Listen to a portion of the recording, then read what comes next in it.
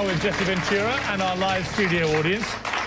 Gun control. This is something I've been very animated about all this year with all the various gun outrages, especially the appalling thing at the cinema in Colorado.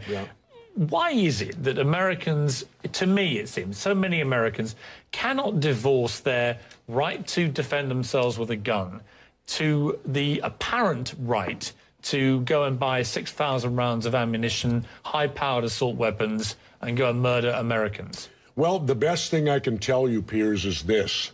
Mexico has strict gun control. You cannot own a gun in Mexico, and they had 20,000 people dead last year in the drug cartel wars. But Mexico has a very particular problem involving drugs. I can cite you Britain, average... Well, let me just throw it back at you. In Britain, for example, an average of 35 people a year are murdered with guns. In Germany, it's about 40 to 50. France, the same. Spain, the same. Italy, there's a pattern here.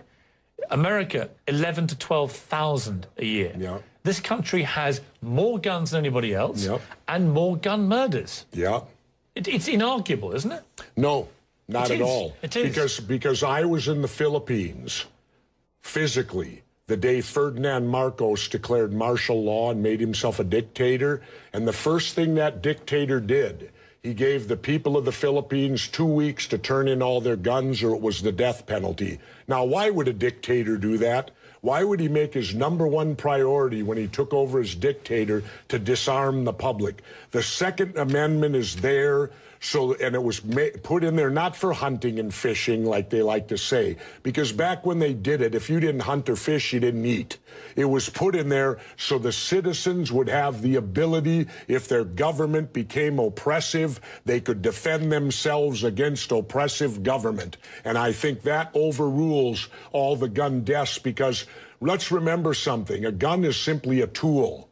I have a gun safe at home, and I've never come home and heard those guns going off on their own.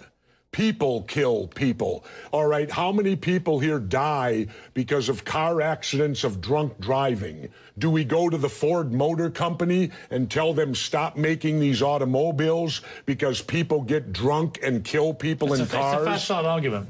It's a what? It's a facile argument. There's no equivalence between drunk driving and lethal firearms. My point is... Wait a minute. A car is a 2,000-pound projectile that can go 100 miles an hour. Jesse, I have no problem with an American believing that their right under the Constitution is that they can defend themselves, especially in their own home, if they're being attacked and they have a weapon. It's also against government. I have a big problem with a disturbed young man, as we saw in Colorado, being able to buy 6,000 rounds of ammunition and a high-powered assault weapon and go into a movie theater and blow away 70 Americans. I have a big problem with that. And nobody else in America in high office seems to share that big problem. Well, I'll tell you what, Piers. I have a conceal and carry license. Had I been in there, I would have taken this guy out before he could have killed that many people. Well, I think that, again... But because, let's remember, police can't stop crimes. Police show up after they're over. Remember that. So when you talk about me not being able, if there would have been a legitimate conceal and carry in that theater, quite possibly they could have taken this guy out and saved people's lives. Or you could have had the gunfight at the OK Corral in there and lost even more lives, couldn't you? That's what could happen. Anyway, let's take a break. Well, what roll of the dice would you like? You'd prefer to be unarmed? How many people here think I make crackpot points? Yeah? 1. How many think I make sensible points? You're in a minority, my good friend. You're in a minority.